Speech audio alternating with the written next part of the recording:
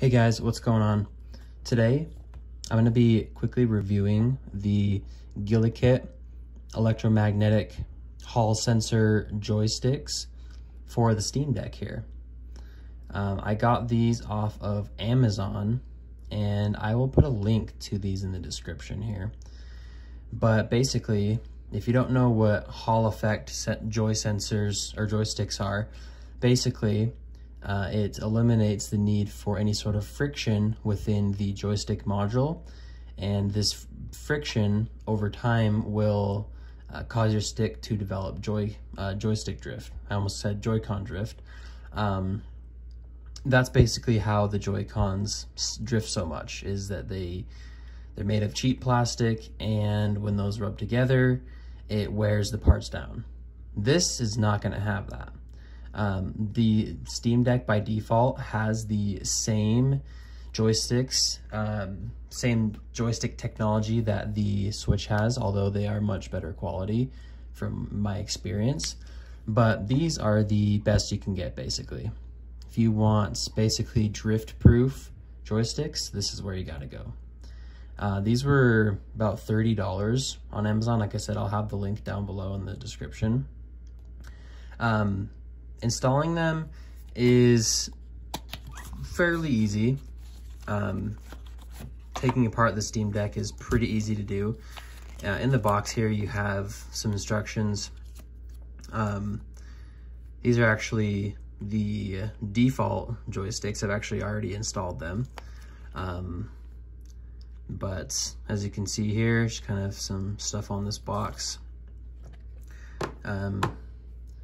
So let me just read over this here. It says, Steam Deck has its joysticks calibrated from factory. Calibration varies on each of it. After Gulikit joysticks are installed, turn on Steam Deck, press the tiny switch on the board of the joystick module to get joysticks calibrated. Do not touch joysticks during this process. So basically, I'm not going to be showing you this here. This is not an installation guide or anything, but basically, while the Steam Deck is open, you need to go to the calibration screen and press the little button on the board of the joystick, and you just press that, and basically you just want to make sure that the joystick centers properly, and you can adjust the dead zones and stuff like that, which I'll show you. This here kind of shows kind of more of that, just talking about where it should center. Let me show you what the dead zones look like. Okay, so as you can see here, I have my left and right joystick dead zone set to the very minimum, which is 2000. The default is 8192, as you can see. But with that, we can go all the way down to the lowest value.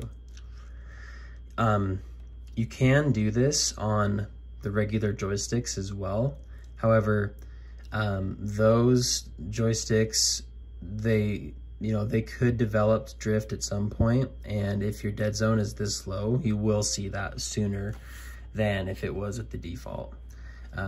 Basically, lowering the dead zone makes everything a lot more responsive, as far as when it actuates.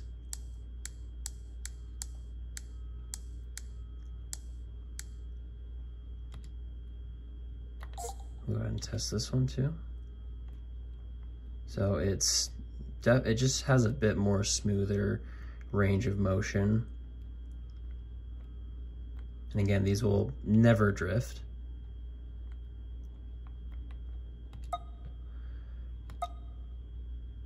Now, if I set the default here, if I set it to the default, you'll see when the dead zone is increased like this, you have to push the stick out a bit further before anything registers, if you can see that.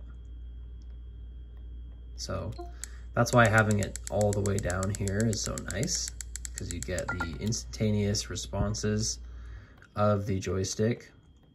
It can take some time to get used to as well, because the joysticks will be more sensitive, but when you do get used to it, it is very nice. Something else I want to mention here, to properly install these Gulikit joysticks, it requires you to solder the wire that's connecting the pad, this little capacitive pad here on the joysticks. Basically the pad that's used to detect if you are using the gyro, you know. You have to solder the wire from that pad onto the Gulikit pad. You'll see where it goes. So obviously you would need a soldering iron for that. Now, I didn't actually do that because gyroscope is not really something that I tend to use. I never use it on the Switch. I've never used it on here. It's just not something I like to use very often.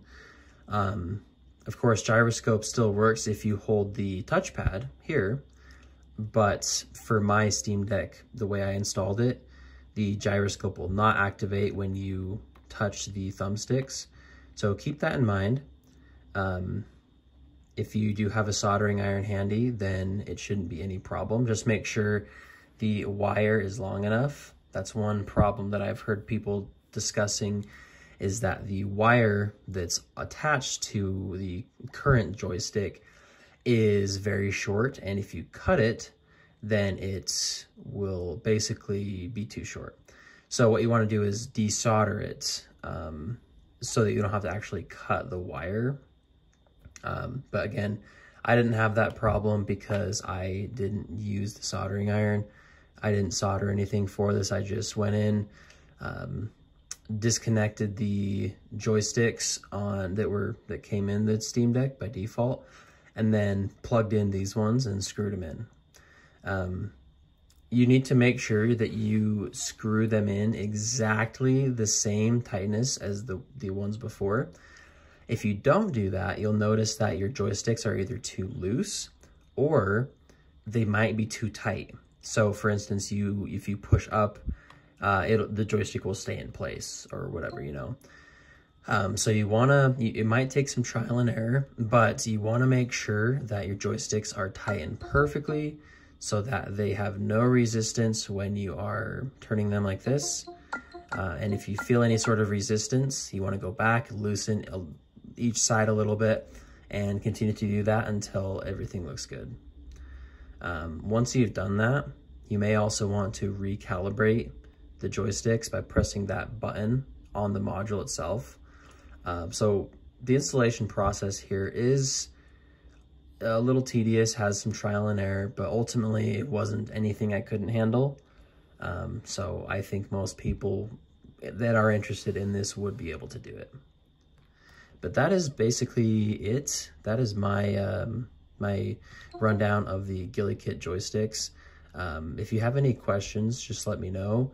But that is everything. Thanks for watching, guys.